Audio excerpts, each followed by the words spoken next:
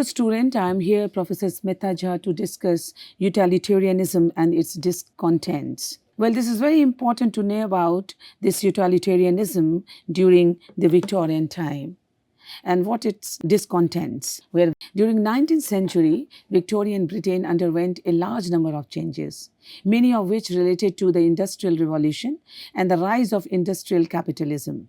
With the rise of industrial capitalism came problems. How should the government deal with the unionization of workers? What should be done about the rampant income inequality and increase in the poor and homeless? How should those who commit crimes be treated? To answer such questions, which arose with the Industrial Revolution in England, Jeremy Bentham created a theory of utilitarianism meant to simplify morality down into several easy formulations. He outlined this theory in his book, An Introduction to the Principle of Morals and Legislation, published in 1789. Bentham begins this book by explaining the concepts of benefits and cost, which he explains based on utility. Essentially, humans make decisions based on outcomes. According to him, if an action increases happiness, then we will perform that action. And if an action diminishes happiness, we will avoid it. Furthermore, he conflates happiness with pleasure and unhappiness with pain. Morality, then, is a simple matter of performing pleasurable actions and avoiding painful ones. As a contrast to the principle of utility, he explains the concept of asceticism, whereas utility considers right action to increase pleasure and wrong actions to be ones that bring pain. Asceticism turns this idea on its head. In asceticism, actions that bring pleasure are wrong and actions that bring pain are right. He dislikes this idea and discredits it as abnormal. According to Bentham, moralists have adopted this idea because they feel it makes others view them with honor and reputation. Bentham extrapolates the principle of utility to communities, arguing that as communities are simply collections of people, it must follow that this principle can be applied to them. Furthermore, he places this burden on the government, noting that a government's action align with the utility principle only if the tendencies these actions have to increase the community's happiness are greater than any which they have to diminish it. However, with this extrapolation comes a question: how does a government balance the interest of multiple people with the community? In true utilitarian fashion, Bentham further explains the different factors that go into determining the pleasure or pain of an action. In this process, he creates a mathematical formula to calculate the total sum of pleasure and pain a community feels. With this sum, Bentham argues a government can easily determine how to act. Essentially, Bentham states that a person can determine the value of their action based on several factors, including the action's intensity, duration, certainty or uncertainty, and its remoteness. While intensity and duration are reasonably easy to understand, certainty and remoteness require some explanation. To understand these two ideas, Bentham uses the concept of land ownership as an example. How much pleasure a person can receive from land depends on how certain they are of receiving the land, and the nearness of remoteness of the time it is to come into possession. Remoteness then seems to refer to how large an impact on a person's life the land would have. In addition, Bentham noted a few more factors, including the actions, fecundity and purity. Fecundity refers to the likelihood that the sensation that comes from an act will be followed by sensation of the same kind, that is pleasure or pain. If an act is pleasure, pleasure should follow, and likewise for pain.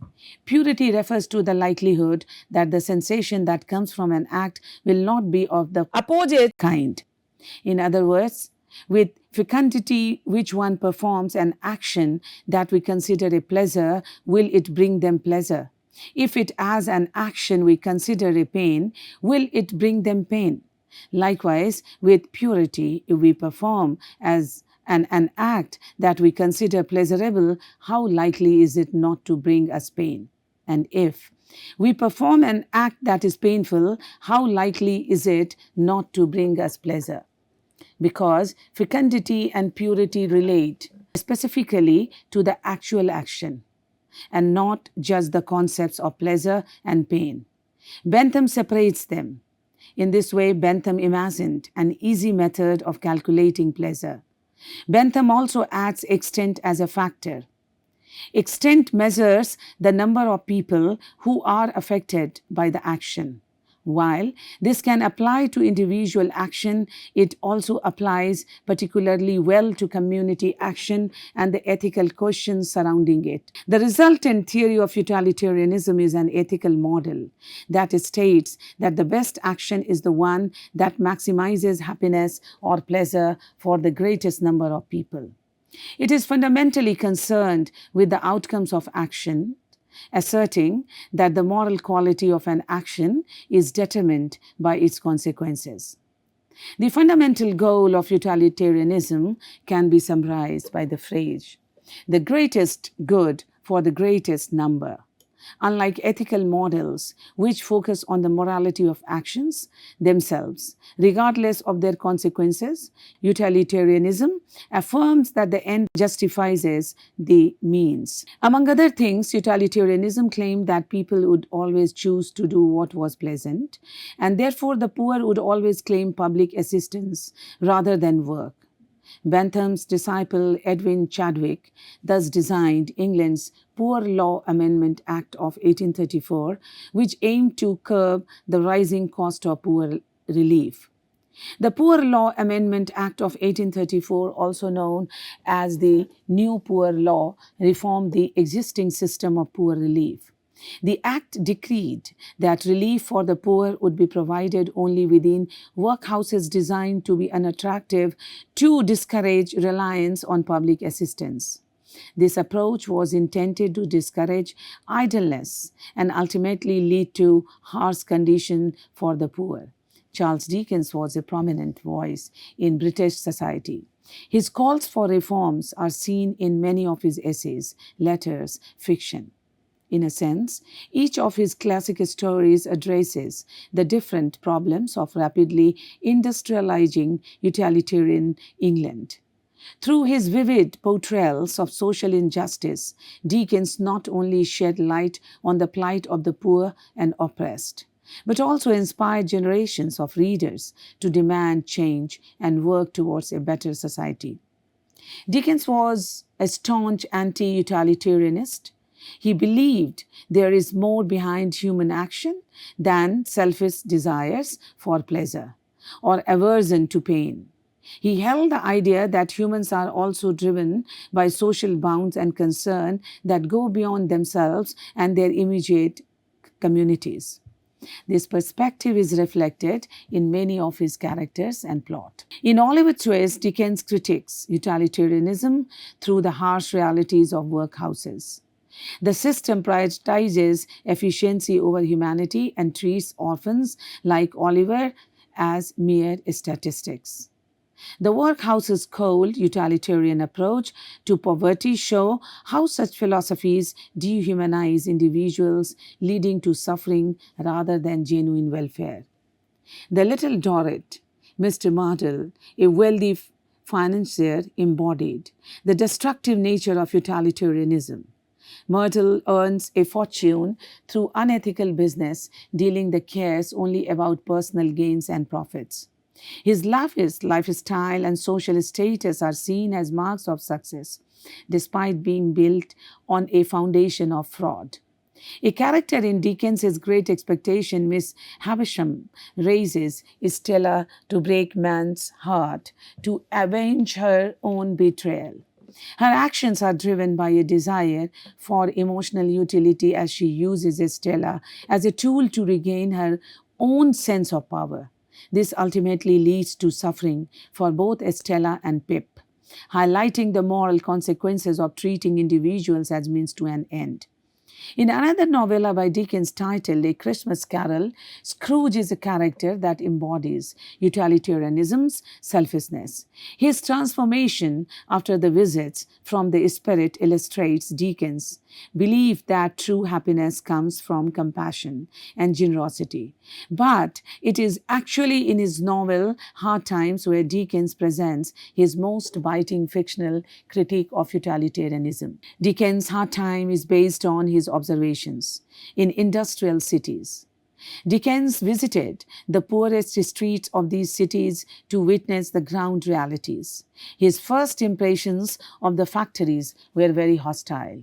In these visits, he realized an urgent need for laws to protect factory workers from dangerous working conditions.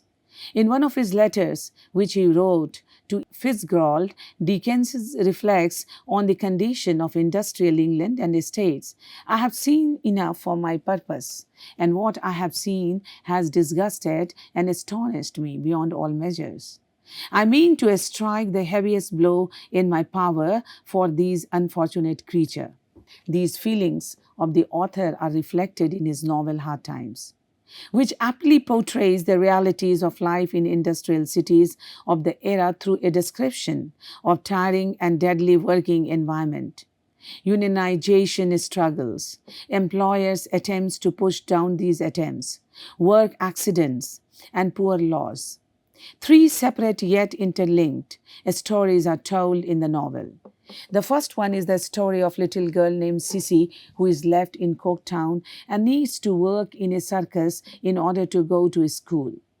The second story is the story of grandchildren Lucia and Tom. The third story is the story of a worker, Stephen Blackpool, and his girlfriend Rachel. Dickens saw the utilitarianism became a schooling product to be consumed by pupils. He calls attention to the indoctrination of the school system and denounces the results that could emerge from such education. This education builds its logic on facts and concrete evidence. It overemphasizes calculations and rejects what is referred to in the novel as imagination, fancy, and wonder. The central utilitarian character in Hard Time is Thomas Gradgrind, a school board superintendent and father who forces the children under his mandate to memorize facts and statistics.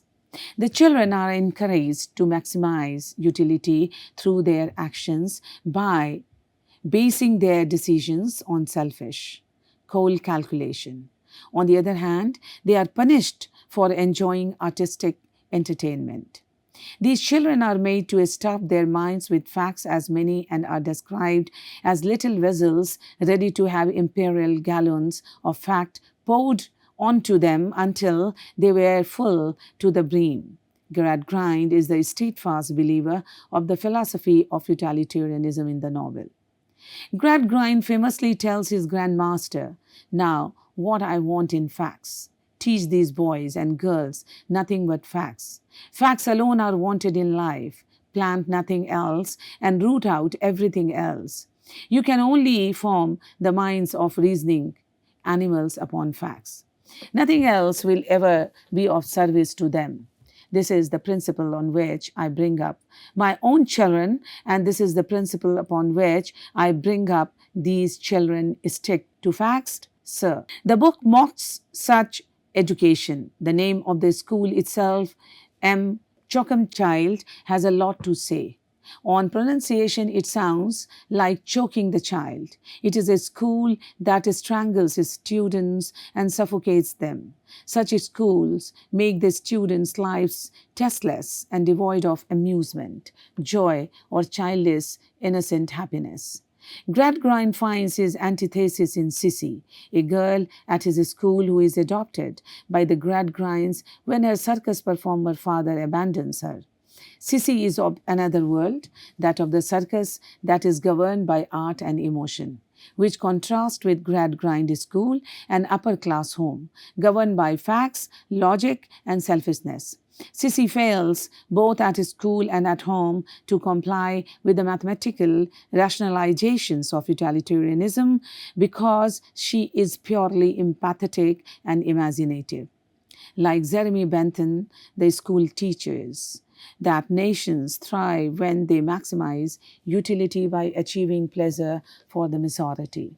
But when Sissy is told by a teacher about a city where only 25 of 1 million inhabitants were starving, she comments it must be just as hard upon those who were starved. Sissy is also asked by the teacher if a nation with 50 millions of money is a prosperous nation. As a response, she says she couldn't know whether it is a prosperous or thriving nation unless she knew who had got the money and whether any of it was hers, but that was not in the figures at all. Hard Time criticizes education as being arid in training and excessive in cramming students' minds with information. It teaches them not how to think or imagine for themselves, but fills them with facts. Gradgrind forces his rigid knowledge into his student's mind. Bitzer stands for the product of utilitarian education par excellence. He blindly produces action based on the previous education of Mr. Chockhamchild and Gradgrind. For example, Bitzer tries to stop Gradgrind's son when he knows that Tom Gradgrind is the real robber of the bank. This might reveal that there exists underneath Bitzer a machine that acts according to facts. For someone else who is not educated on facts would have reacted differently in a more human way. The failure of education is also apparent through the decisions and speech of Bounderby. In Book 2, Bounderby wishes to hang every and each worker. This seems to be ironic on two levels. First, without workers, factories will close their doors and therefore the banking system will collapse. Hence, Bounderby's welfare is threatened. Therefore, he does not know where his interests are even though he is an educated banker. Secondly, Bounderby comes from the lower social working class. He should have at least an idea about their suffering and their harsh conditions. However, he seems to ignore that fact and adjusts his decisions to his interest only. Utilitarianism, as Dickens suggests, seems to have taught him egoism. Dickens aims his criticism both to school and to home education. The main story centers on Thomas Gradgrind and his family. Gradgrind is characterized as an eminently practical father.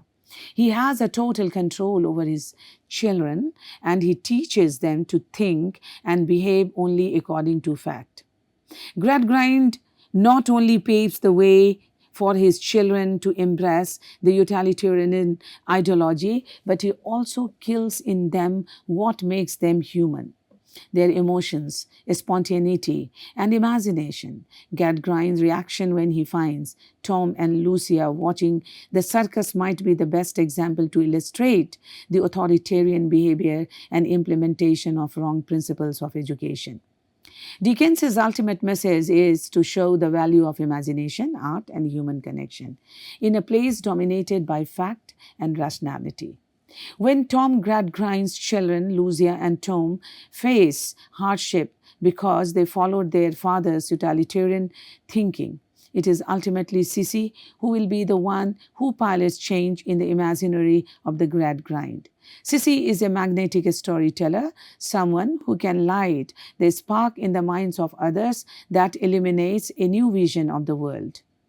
This vision might be a fantastic one of fairies and other forest spirits or of a different, more compassionate future. We see this in Sissy's underlying hope that her father might still come back home to her one day. She has faith in a better tomorrow that is based on love, not material improvement. Apart from demonstrating the failure of utilitarian education, Hard Times adds the deterioration of socio-political institution of utilitarian England at that time.